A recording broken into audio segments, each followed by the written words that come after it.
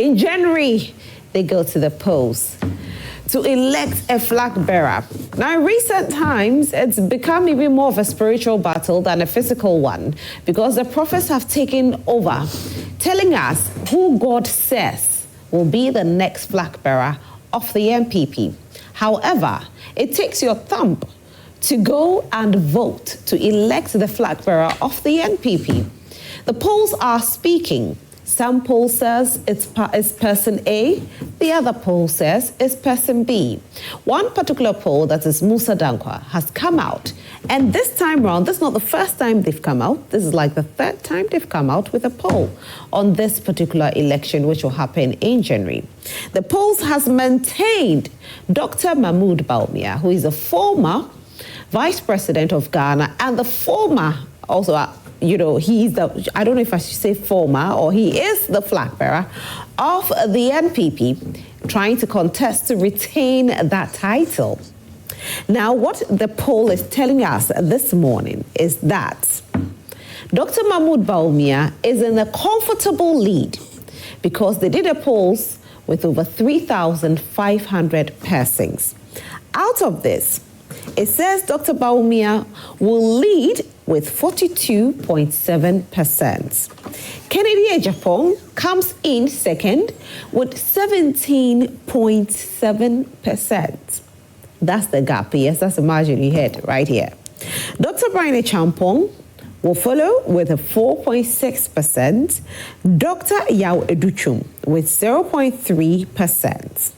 Notably, 14.9% of delegates did not disclose their voting intentions, while 19.3% remains undecided. Talking about this, there's also a huge number with regards to even the number of women that were part of it. So at this point, we want to take a look at it. And I did say earlier, for the sample size, 3,500 persons were interviewed. For sample deployment, all 16 regions were attended. Sample method, random probability sampling. For the confidence level, and I like this, confidence level, 99%. Margin of error, there's actually a plus or negative 2.12%. Demographic analysis, which will carry significant margin of error. Also, there's a survey type, computer-assisted telephone interviews came in, and period of when this happened was between 17th of November to the 21st of November. So it's just last week that this happened. And as it stands now, I've given you the breakdown. Now, in October, the polls were done. And in October, when the polls were done, Dr. Mahmoud Bawumia was leading with a 46%. And Kennedy came in with 23%. Now, November, Dr. Bawumia has dropped by 1%, so he's now 45%. However, Kennedy has dropped by 4%. So Kennedy now follows with 19%. Wow. I don't know what the camp of Kennedy will be saying at this point. Some people have said that these polls actually do influence how the voting pattern goes. Can this be it? Is this really what will happen after the votes? Well, some prophets have said that Dr. Bawumia will win. Others have said that it will be Kennedy Agyapong's win. Who wins? Mussa Dankwa says, out of 3,500 persons, this is what I got. Maybe I should start this conversation with Dr. Bukari, because Dr. Bukari stands out of the game. Dr. Bukari is not really in there. He's not going to vote. So I should ask him what he thinks about this polls. Well, so for starters, let me say that without endorsing the polls, we all have come to appreciate the very thorough job that's been done by Global Info Analytics over the time. And if you see what And for that matter, I'm not going to go into the methodology that they applied and all of that, because I think that they've quite distinguished themselves in this kind of activity. I think basically what their poll results have shown is just reflecting the sentiments of delegates, of a sample of delegates within the National Patriotic Party's Electoral College. For me, it provides an opportunity for all the candidates to re-examine their strategies and perhaps to think about how their campaign activities are organized in this last few months before 31st January, when they would actually be going into the polls. So if I were involved in this, I rather will see it as a moment of reflection and a moment of re-strategizing. And it doesn't matter whether you've been put forward in the polls or you are a laggard in the polls. It really doesn't matter. It provides an opportunity for you to do some re-examination. What do you think is actually, putting Dr. Mahmoud Bawumia in the lead? Well, it just will suggest to you that perhaps the NPP Electoral College, and perhaps reflecting the entirety of the thinking of the NPP as a political party, that there is still a lot that they need to see in him, or they still see a lot of good in him as a candidate. It may, I'm not saying that's what it is, it may just be reflecting that. It may also be reflecting on the weaknesses of some of the strategies being adopted by the other candidates. It may, but I'm not again saying that that's the case.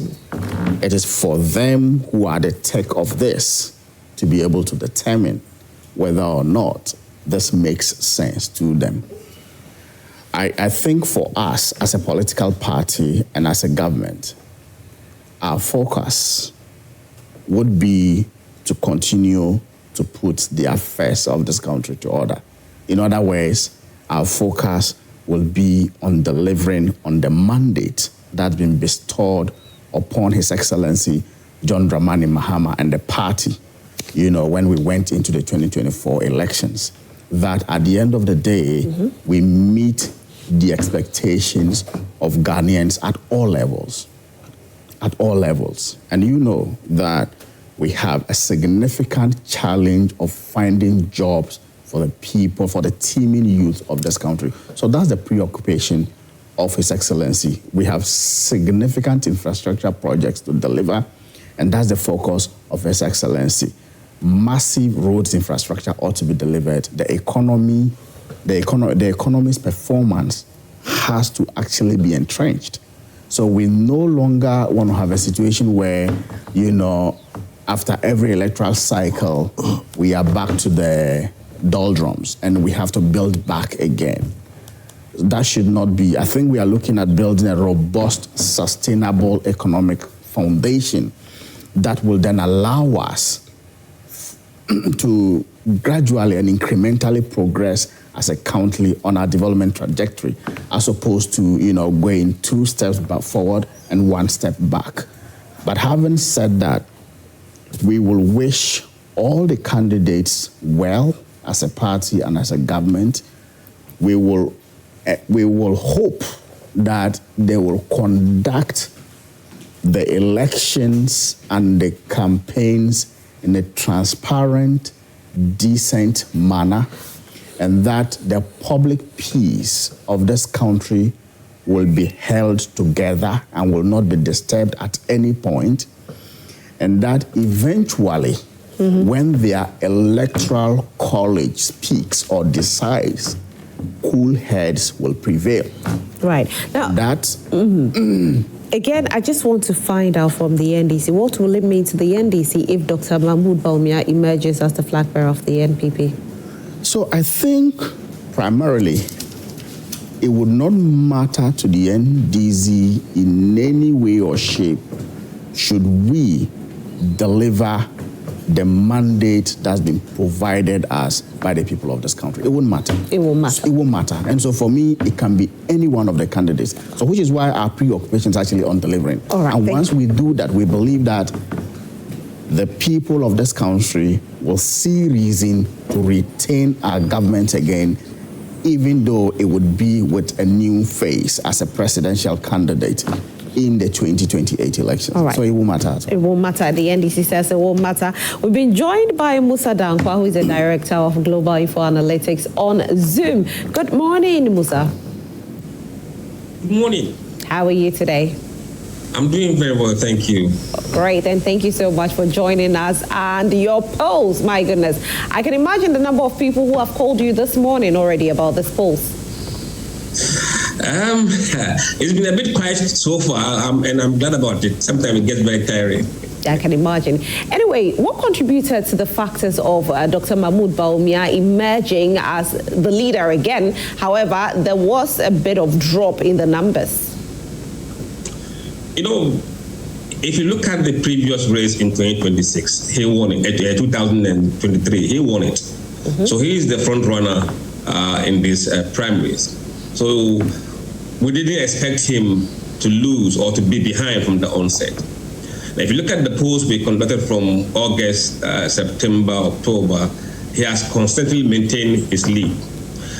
Albeit the gap kept changing a little by little, but he's maintaining his lead.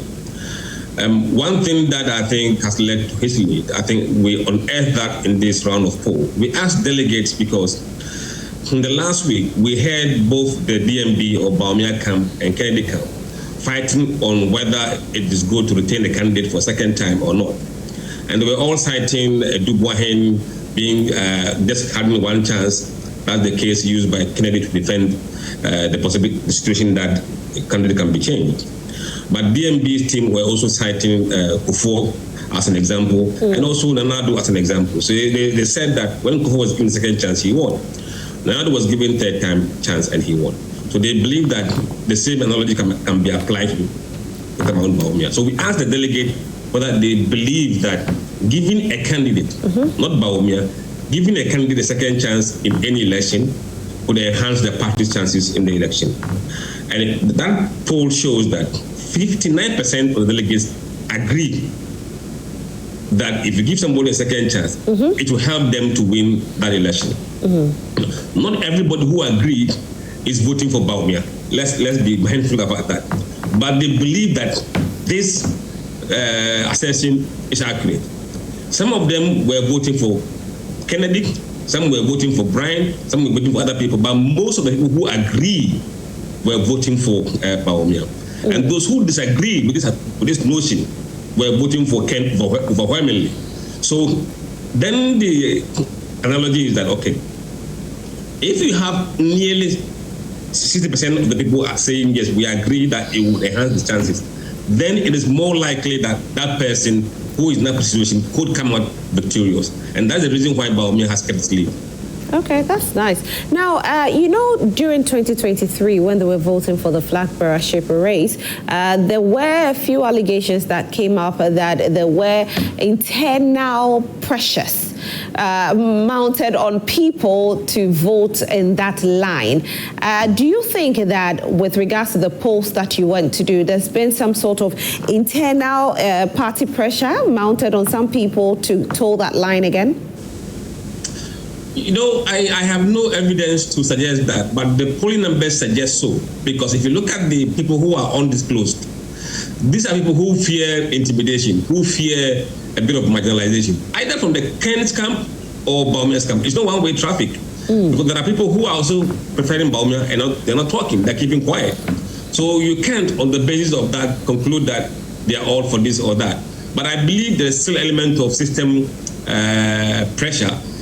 Because the existence of what they call the current executives are still in power, and they are the ones running the election. So there's an element of that. But it is not as strong as when NPP was in power. You know, when they were in power, the level of fear was quite significant. We have not seen that level of fear in this time around. Right. And now I want us to address this one in particular because, like you said, this time the pressure is not there, but people are having conversations behind closed doors. People are saying that sometimes some polls are manipulated by, people coming in and giving us a few here and there. How can we actually let people know that this is free from bias? Actually, when we call the delegates, we introduce ourselves as Global Info Analytics. That's the first thing we do. And we say, I am so-and-so from Global Info Analytics. We're not calling from any camp, neither from Bawumia's camp nor Kennedy camp, because that gives them the assurance that we are going to be independent in the way you report your poll. And that gives us assurance, or gives them assurance to talk to us. There are some who have raised questions about whether we are really calling from the camp of A or B, but we've assured them that we are not. And I think over time, they've come to believe us and trust us. So when they speak to us, they know we are independent. Okay, that's good then. And so currently, as it stands, Dr. Bawumia is in the lead. Again, we want to reaffirm, right? Yes, he is in the lead. The gap is around 25% or so. If you look at the gap between where he is now and where Ken is, about 25%. If you watch or if you calculate the gap between his last winning of 61.4 and Kennedy 37 point something, it's about the same margin. So technically speaking, nothing has changed that much at this stage. But there is too much more to go, and we don't know how fluid the race may get towards the end. There are a lot of people who are either not disclosing, but undecided, and also undecided. It is for them to ensure that they get good number from these numbers to be able to win. For Bawumia, he needs quite just a small number, around 7 or 8% to cross over the 50% plus one. Kennedy has a lot more work to do. I believe most of the people who are saying I'm not disclosed are Ken guys, but those who are undecided will really be the game changer. All right, but do you think Dr. Mahmoud Bawumia is doing something different? Maybe how he's marketing himself or something is also a contributing factor? No, let's go back to a data we shared in the report, what we call favorability rating of the candidate. Right. When you are on campaign trail and you are sending your messages, some message will resonate, some will backfire. Those that resonate will make you close the gap, and those that backfire make you lose ground.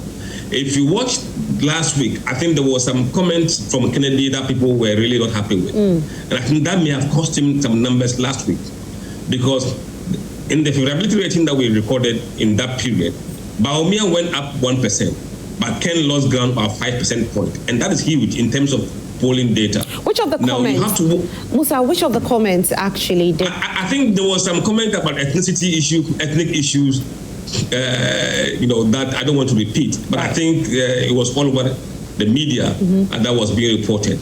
So that may have probably taken a toll on him in terms of the messages he was sending across. And that reflected in the way delegates saw him.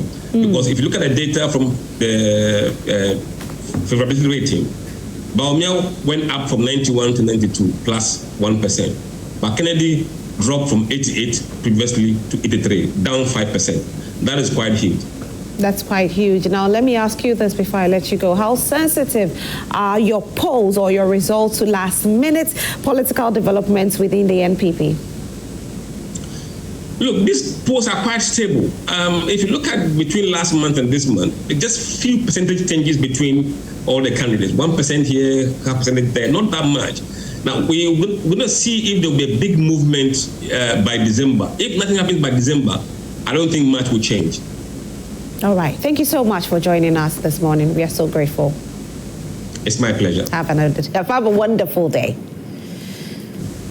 All right, that's Mussa Dankwa, who is the CEO for Global Info Analytics. He joined us, and the polls are saying Dr. Mahmoud Bawumia is in a comfortable lead. Fahd. President. Yes. So for you, how does your party actually interpret these polls? Well, thank you very much. I believe the New Patriotic Party is a data-driven political organization. We do accept polls like this. We discuss them. We take our time to interrogate them. and raise concerns when necessary. We are not like our brothers who quickly shut it down. When Mussa Dankwa started similar with our brothers in government. You remember very well. They had to shut him down. I don't remember that they shut him down. He has been shut down. Okay. He has been shut down. And he knows. Yeah, he has been shut down. And since then, he has decided to keep quiet completely on the NDC internal presidential primary. So that's the difference between the NPP and the NDC. So it should tell you that we will, in as much as some of the polls may look a bit uncomfortable, we do accept them. Last year, he did similar posts against us when we were in government, right? So we are not new to this post. But then what is important is that we are not going to depend on his polls entirely for this, our presidential primaries. And I believe I've indicated with my open submission that this is not the first time we're going for internal primaries. We've done competitive primaries since 1996, and we are very good at it.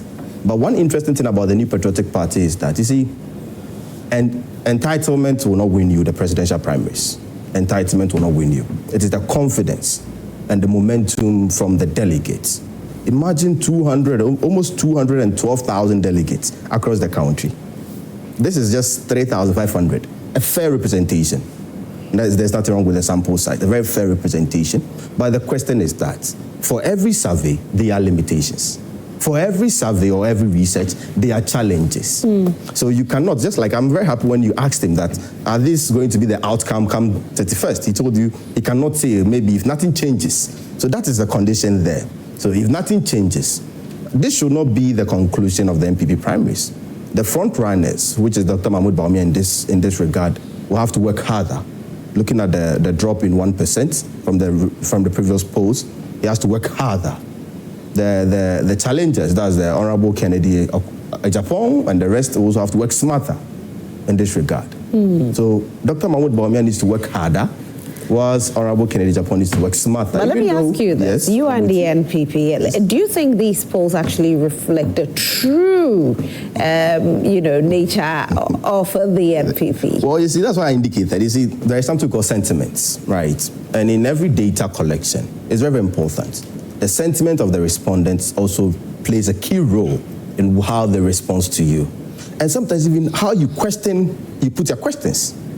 You get the point? So I believe my brother here will agree. There's a famous quote in statistics that statistics are like bikini, right? It hides the vitals, right? So what you see are very subjective. You're confused? I'm confused. I hope you know bikinis, right? It hides the vital informations, as it reveals information that are very relative. Same way with statistics and polls. The information thrown out to us this morning are very relative, right?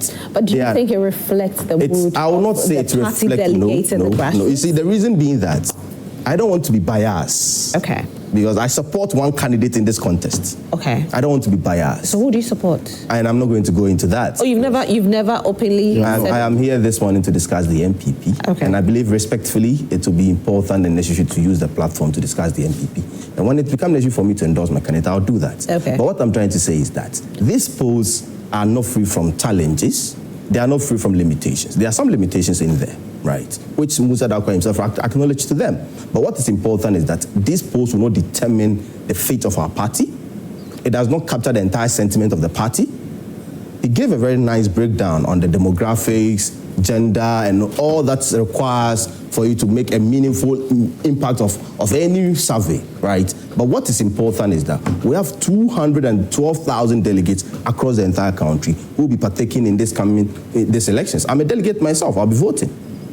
My sentiment and my voting pattern might not necessarily be in line with what he has presented so far. So what we are saying is that if you are out there watching this, belong to any camp or any candidates, focus on your campaign. Okay. Let this survey not direct your path to a point that you'll be complacent. I was going to ask, don't you think this survey could direct people's path to voting for Dr. Mahmoud Bawumia? For every election, there are a lot of factors that shapes narrative. Surveys also do shape narratives. Commentaries shape narratives.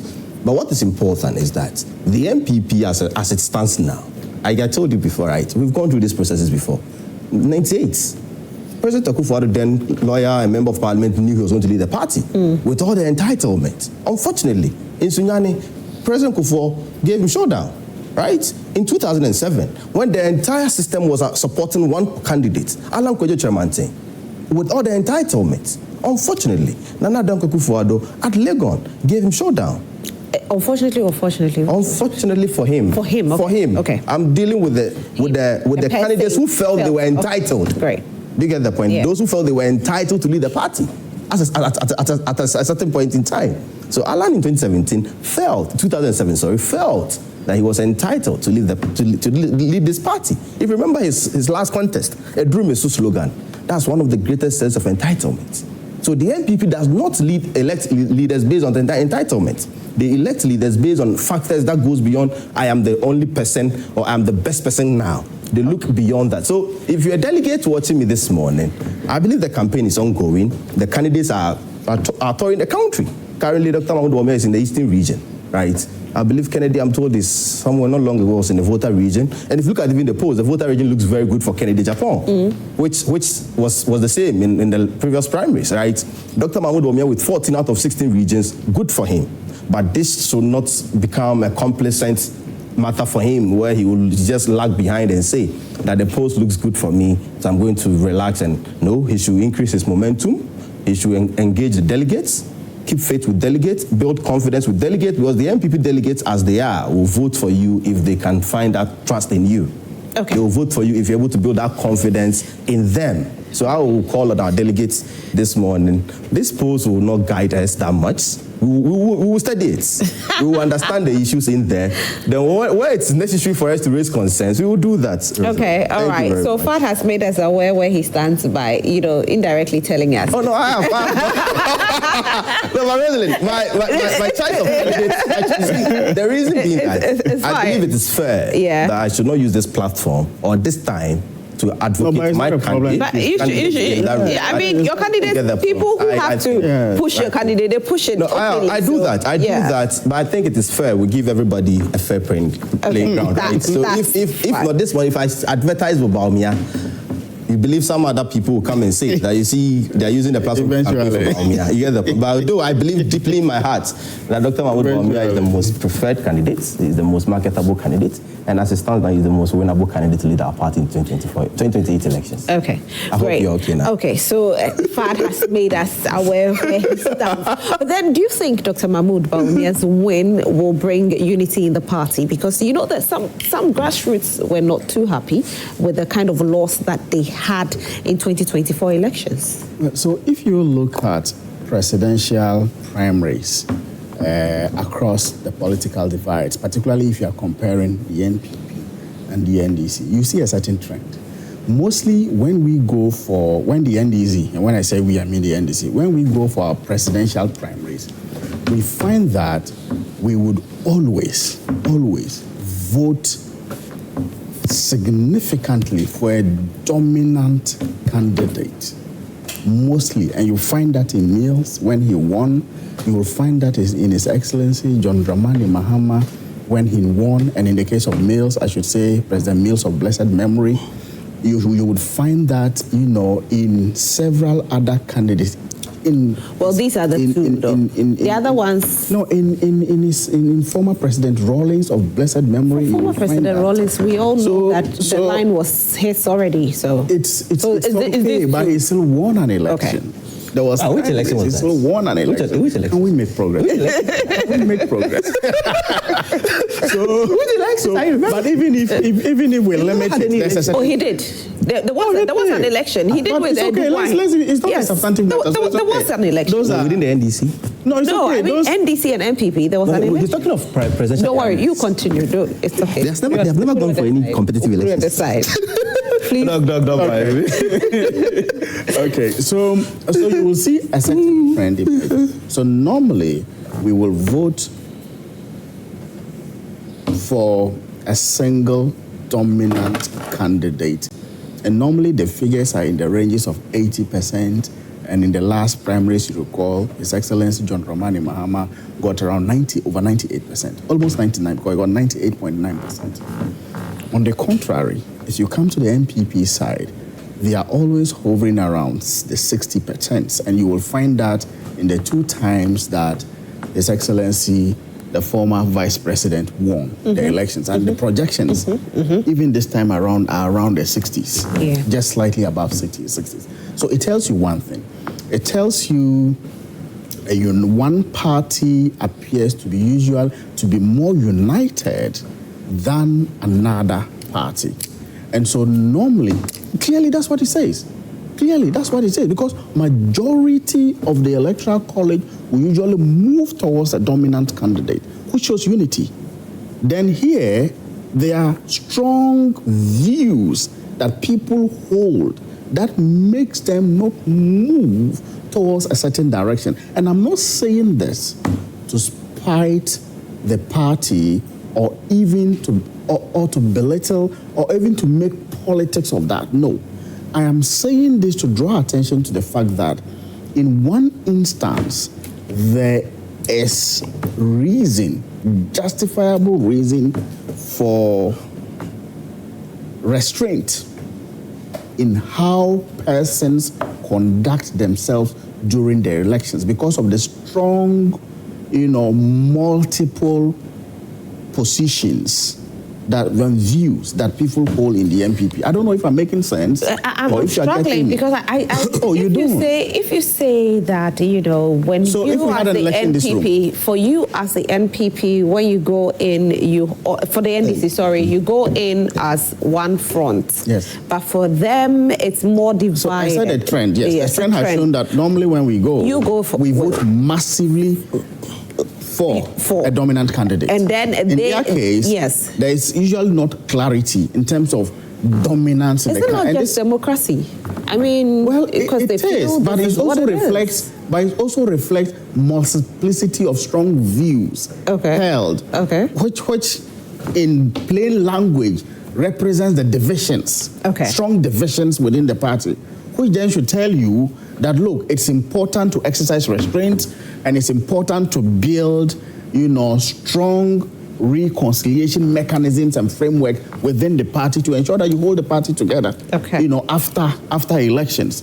But one thing is striking for me, and again, it's not for the politics of that. I've never seen in this country where presidential primaries are held before branch, constituency, regional elections. Well, I haven't seen that. They went for a meeting and they agreed to do that. Nonetheless, it's happening. That's for the politics of it. No, that's not for but it's happening now. Yes. I don't know what informed that, but perhaps it's setting a new pace in our political culture or in the NPP's political culture, and I hope it serves them well.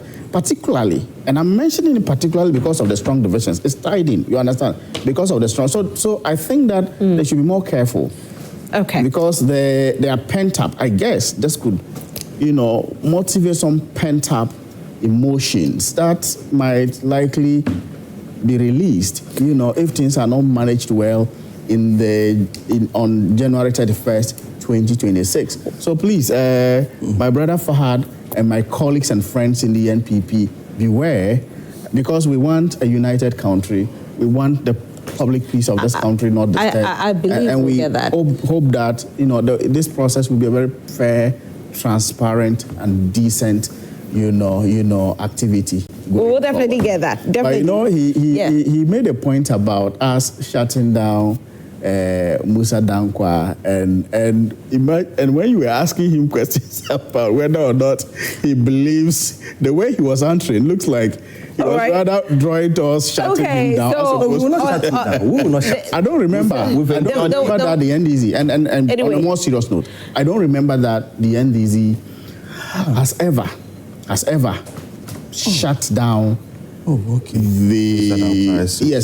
Info Analytics, not just Mussa Dankwa, Global Info Analytics. Okay, all right. On that note, I'll say that I don't remember because you see, when the post is about our internal primaries, I mean, quite clearly, like I demonstrated to you, we always voted for a dominant candidate. So it's not usually new to us or news to us. When it's about NDC, NPP in general elections, I mean, we just learn from whatever that has come up. But in any case, we have a reason. Okay, that's we fine. have a reason. Let me move to the next topic, some Doc. of the processes. Doc, let me move to the next topic because as it stands now, we still have to move to the next topic. So our next conversation is to do with EC Chair. I know the NDC some members of the NDC have been calling on this for a very long time. Even right here on Joy Prime, we had some communicators saying that when they come to power, they will make sure that the EC is removed. Well, it looks like a petition has finally been submitted to the president by a staff of the Electoral Commission, and he's in the person of Joseph Blankson Adumaji. He has formally petitioned President John Dramani Mahama to initiate the removal of the chairperson of the EC, that's Jean Mensah, and her two deputies, Dr. Osman, Eric Asari, and Samuel Titi. He's citing alleged misconduct that he says threatens the credibility of Ghana's electoral system. Now, in a statement, he did say, he released it actually yesterday, he said that he confirmed that the petition was submitted in line with Article 146 of the 1992 Constitution, which outlines the procedure for removing heads of independent constitutional bodies. He says that 12 counts of stated misbehavior. Wow. 12, not one, not two, but 12 counts of stated misbehavior. Now, these include chronism, abuse of office, and gross incompetence. Chronism, abuse of office, and gross incompetence.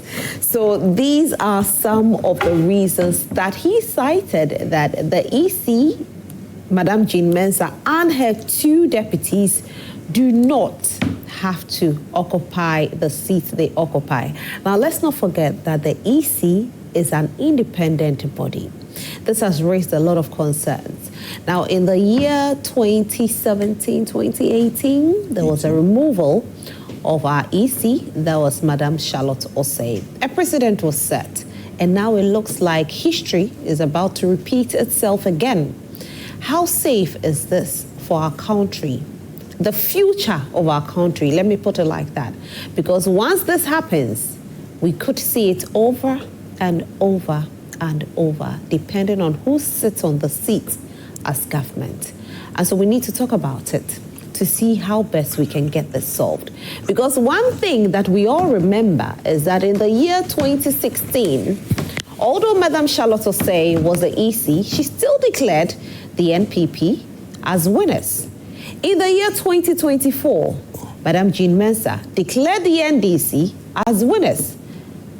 Does the EC have the power to change results? Is a question that we ask. So why the removal? Fahd. You know, Well, I'm with you, Rosalie. I'm with you. but let me ask you this. Yep. Do you think, Yep. with regards to what I said, Yep. these workers have the legitimate grievance or might actually have some political motivation behind their petition? Well, I believe, as indicated, there is a precedent, right? So when we are giving commentary on such matters, our brothers quickly refers to what happened in 2018, right? So if it was right then, there should be right today. If it was wrong then, nothing makes it right today, right? But this is the issue here. Look at the build-up to this petition, the build-up from last year. When our brothers from the other side, I believe it has become the norm of the day. When you're in opposition, you see nothing good with the EC. When you're in government, the EC looks very good to you, right? So that's the norm. So when they were in opposition, they had all concerns. They raised a lot of concerns about this current electoral commission and its deputies, commissioners and deputies. And well, the Ghanaians voted for them. I don't know whether specifically it was in their manifesto. I don't know specifically because currently, if we want to manifesto, please, dog, relax, relax. I'm trying to figure out what was in the manifesto. That's what I don't know whether it was in their manifesto to remove the woman. I don't know. I don't know. But it was part of their campaign, which you highlighted. There's some. We cannot just say some of NDC communicators. For me, that's what I said. I haven't heard Doc say it, but I did hear some. So I can't say all. You know, this morning, I'm not here in the capacity of Fahd, Osman. Okay. But I'm here to represent the New Patriotic Party. So what I say here represent the views of the New Patriotic Party. So if you indicating that you've heard some of the NDC communicators and leaders saying that they will remove the woman, then I believe partially or to some extent, it represents the views of the NDC. To you. Can we accept it that way? All right. Can we accept it that way? I can't. Okay, right. Let's quickly proceed from there. All right. But what is important now is that I am worried with one issue. The risks of administrative challenges and bottlenecks we will end up bringing up in such institutions. And the precedents that we intend to put out there. Some people are also making the concerns that if you look at how our former Chief Justice was removed without due process, because as we speak currently, there have been some questions on some of the processes, which particularly has to do with the refusal of the president. The refusal of the president, that's His Excellency John Dramani Mahama, to inform our former Chief Justice, the prima facie case. You know, they didn't inform her on that. And that's a big question being raised so far. That if you've determined the prima facie case, you need to inform me of it and the basis that formed the prima facie case. They never did that. So it has been a question being raised so far. And look at the issue surrounding her removal.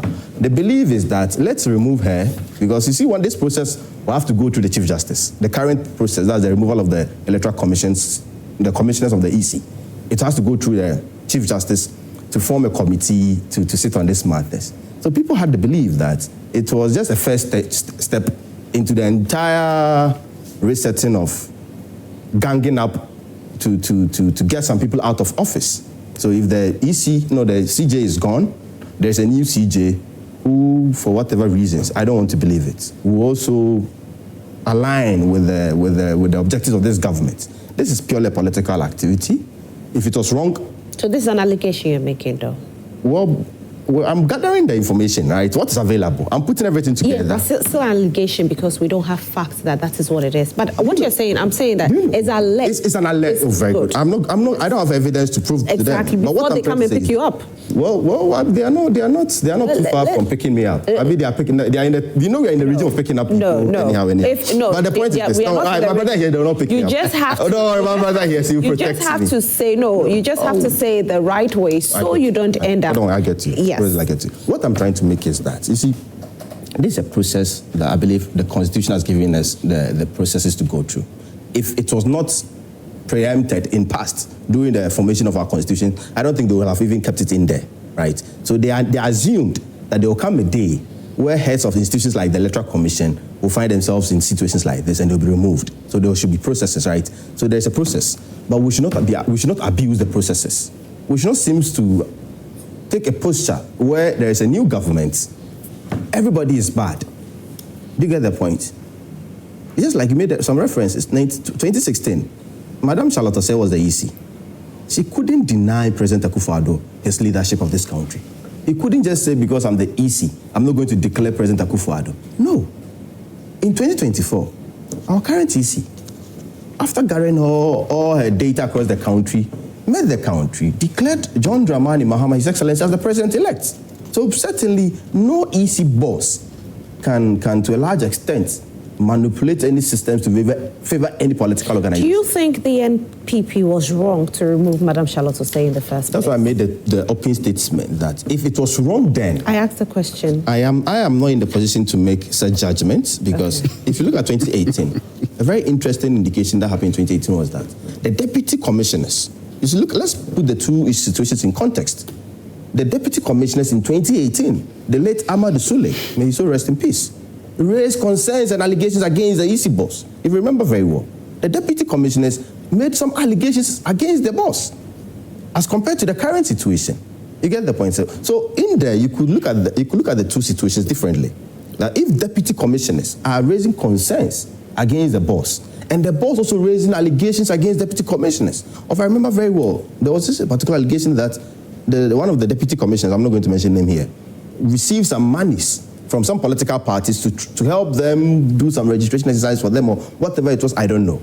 But it was in the allegations then. So you could tell within the house, you could tell the in-house fighting among the two elephants. Okay. I'm not meaning the NPP elephants here. The two elephants as the EC bosses, right? And certainly the institution was going to suffer for it. So we had to go through that process, whether it was bad or good. That's why I made the indication that if it was bad then, nothing should make it good today. Okay. If it was good then it should be good today. Okay. I'm not going to take a position where I'll be hypocrite about this matter. So for you, if Madam Jean Mensah is removed... It's based on allegations and there are merits. Okay. There are merits to the allegations. Then it's okay. It's okay. Okay. But then, look at what's the name, the first allegation you made mention of? Cronies, right? Cronism. How do you tell me that this is the basis upon which you want to remove the EC boss? On what level? How are you going to even identify or even justify these allegations? What is cronism? I believe you made mention of it. No, I made it, but I mean, what is cronism? Because you're saying that you don't think I don't see these kind of allegations. What allegations were made against Madam Charlotte? Madam Charlotte said there were procurement breaches where she went through some procurement process without the due process. So these are administrative laid-down procedures. What does the law say about, removal of EC boss? What are some of the things that if you do wrong, you can actually be taken off your seat? I believe the first most important thing has to do with a prima facie case being established. So I can make any allegations. I can come here this morning and make all allegations, throw them out. That's why it is what allegations. Right. So if the prima facie is being established, then there's a question for you to answer, right? So that is the process. That's the most important issues in here. I am where I sit, and I'm just saying this morning. This is not allegations. Where I sit, I don't see the current EC chair surviving this tsunami. Okay. She will go. She will go. Okay. Because Johnson has said in Ketere, the chairman of the NDC, early this year, made the claims on one of the TV stations in Accra here that they will do everything to ensure that she leaves office. You get the point? So this is a determination being made by a government who we've seen from 9 or 11 months in office. We've seen going through all means necessary to remove our Chief Justice. They are now planning to remove the EC. I am not surprised that in moving forward, there will be other institutions that they will be looking into removing. But that should not be the case for democracy's sake. You see, if we keep doing this, they will tell us some people who stay in opposition for 100 years, we hear you. But the point is that even if we stay in opposition for 100 years, there will be a day that the NPP will resume office again or will take over leadership of this country.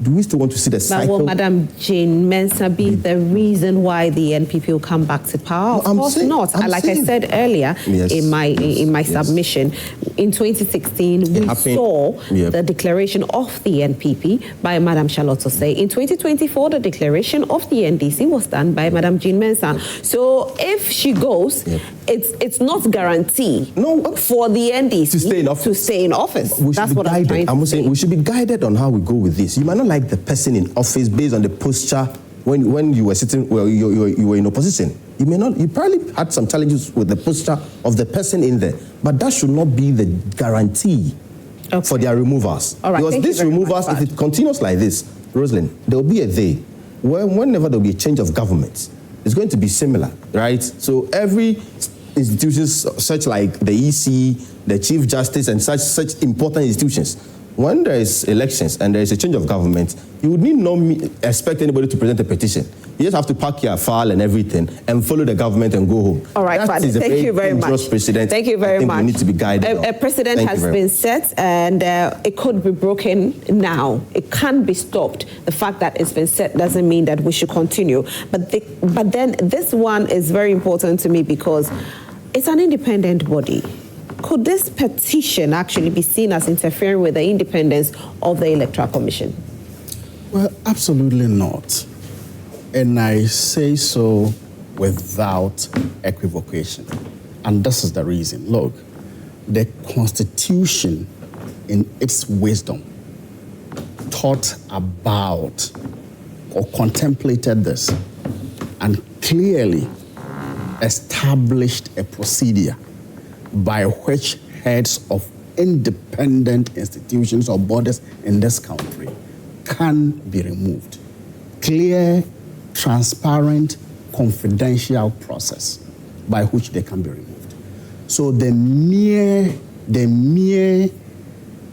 submission of allegations or petitions does not automatically constitute the removal of any head of an independent institution, including the leadership of the Electoral Commission. It doesn't.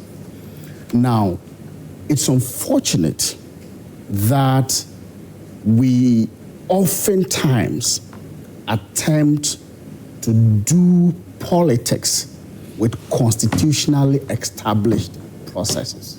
It's unfortunate. Why is it unfortunate? Look, we, in that process, entitle individuals to think that their tenure of office is sacrosanct. Remember that even though the Constitution provides for security of tenure, that security of tenure does not amount to a sacrosanct tenureship, because you can be questioned along the process. And Article 146, under which the Constitution actually provides for the removal of such individuals, actually stated what individuals could happen. One is stated misbehavior, two is incompetence, or on grounds of inability to perform one's duties. Now, the question you would ask yourself is this: what role does the president play in all of this? Mm-hmm.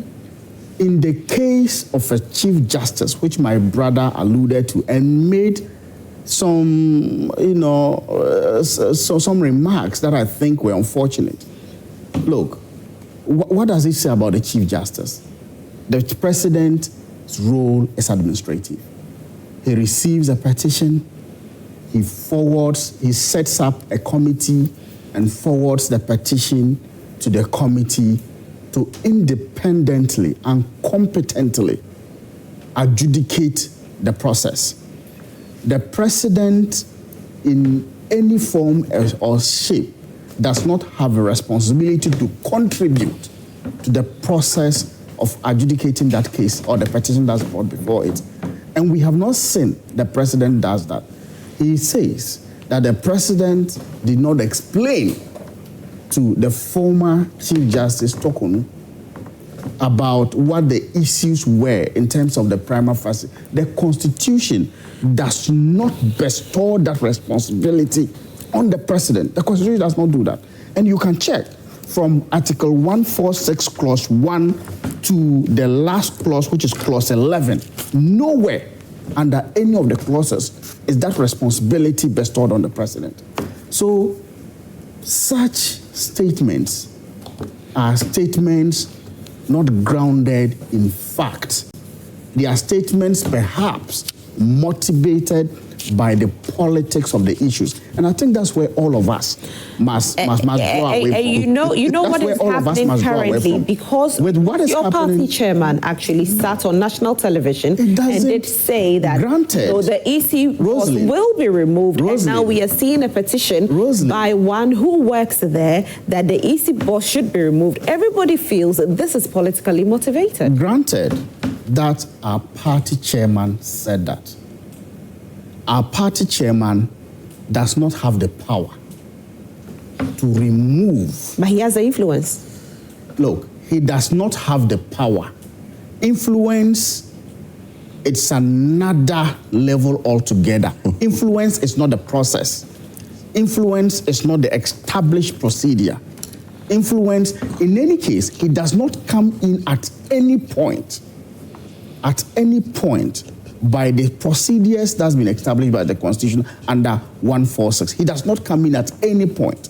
it may be his wish because of the conduct or because of reasons best known to me, but it does not amount to what will happen eventually. And look, this is only a petition that's just been submitted.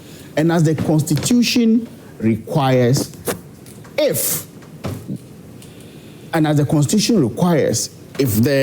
petition is duly received by the president just has the administrative duty of forwarding that petition to the Chief Justice. Are you not scared? The Chief Justice. Are you not scared for the future of our political landscape, looking at the fact that a precedent has been set on an independent body, and now we are seeing a repetition again? We could see another repetition if the NPP comes to power. That narrative is being pushed by the opposition, by my colleagues. That narrative.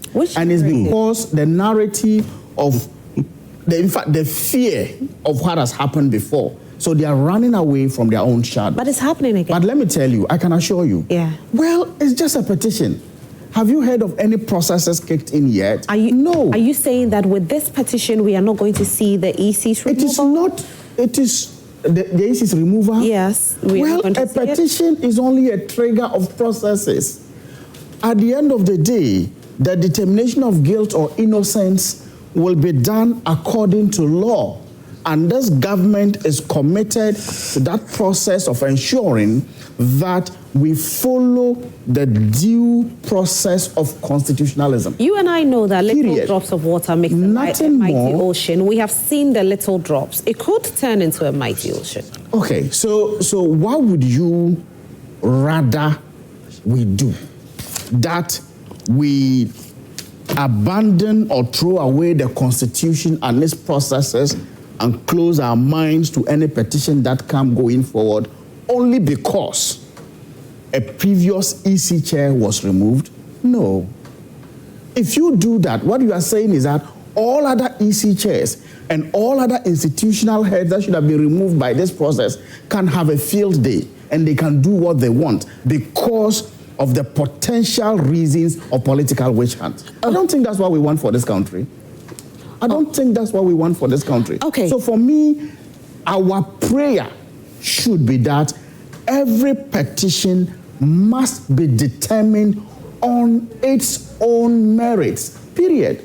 Let's read a few messages that have come in. Good morning, Rosalind. It's obvious that now that writing a petition to remove people from office has become very cheap in this country, just because petitioners know that under this regime, the victims will be unlawfully removed. This is Ike from Koforidia. Unlawfully, Ike, I will not agree with you with regards to that word, because when you take the Constitution, they actually go into it and they use it. So unlawfully, I don't know about that. Good morning to Joy Prime. I wish to extend my greetings to Doctor for representing NDC, and for Osman.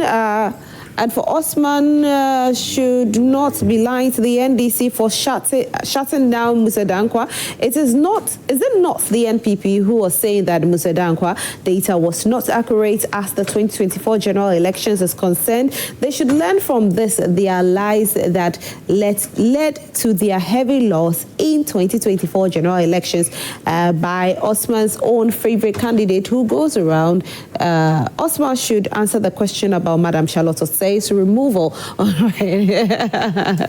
Good morning, dear Trust. You're having a great day. My question is the EC clean of the allegations leveled against her? Going forward, I believe there should be a proper structure in the Constitution on the appointment and removal of these officers. Politics in Ghana have destroyed almost everything in Ghana now. NCCE is supposed to educate Ghanaians about these things. Now it has become the job of political parties to throw dust in our eyes. Stop the exploitation of natural rubber cap lamps. Rubber factories in Ghana are shutting down due to low stocks of raw materials for production because of the exportation of natural rubber. Ghanaian youth in the rubber processing industry are losing their jobs due to unavailability of raw material cap lamps. Okay. Thank you for sending your message. Let me see this one from Gatsiman Brekum. It's becoming clear in this race that voters want ideas, not insults. Campaigns that focus on attacking opponents instead of offering clear policies only weaken their own candidate's appeal. Highlighting someone's wealth or business success isn't a substitute for a vision for the country. Bawumia remains the most creative and credible in this race. From Gatsiman Brekum. All right. Hassan Sise from Zenu Central is saying that, good morning to everyone. The NPP should pray hard that the appeal and stay of execution work for them, or else their number in Parliament will definitely drop again. I have said it time without number that since Honorable Afenyo Markin remains their leader in the House, their number will continue to reduce. As for NPP flag bearership race, if they want, they should emerge, or they should merge all the 5 as one. They will still struggle to defend their abysmal performance in the last 8 years that they have wasted in power. In fact, let me applaud the Honorable Eric Opoku, the Agric Minister, for the yeoman's job done yesterday. This is what the people want. Abampapaba. Okay. Good morning. I'm Eben in Kwabenya. I perfectly agree with the Deputy Finance Minister by saying the administration of President John Dramani Mahama will end without a scandal. And I think it would end without a scandal because this disciplined leadership period, and we would never regret the change we voted for. Greetings to Honorable MC Agbo. Good morning. Has Imani Ghana also petitioned for the removal of the EC boss across Secunde? No, they haven't. Meshak Asante in Amasema, let me start welcoming the good people of Bandai into the super majority caucus in Parliament. It is every constituency in Ghana's dream to join the winning attractive NDC party in Parliament. So if the people of Bandai constituency have gotten the opportunity to host by-elections, I don't think they will ever miss this opportunity, and people will soon move from micro-minority to minor-micro. I knew NPP party was on the verge of collapsing, but I never anticipated it to be so fast like this. NPP what's that? Okay, I'll do my one last message and then we can go. Good morning, Roslyn. It's an undeniable fact that Dr. Mahmoud Bawumia remains the backbone and the most prepared, formidable and marketable candidate to lead the NPP. He doesn't need any pollster to predict his victory. He's focused. And this from Abdul Razak in Tamale. All right. Thank you so much, all of you that sent your messages to us this morning. We are super grateful. Unfortunately, this is all time will permit us for the conversations. So thank you so much. Doc is looking at me. Yeah, God, there's so much to say. There's so much. Hey, Doc, you want to say more. But all that you have said, you still want to say more. Anyway, Doc, thank you so much for being here. We are grateful that you could make time. Dr. Dramani Bukari, he's the Deputy CEO for NPA. He represented the NDC. And Fahd, Osman, who represented the NPP. He is part of the communications team. Yeah, thank you so much, gentlemen, for being here. We are super grateful. Thank you. Thank you very much. I don't know.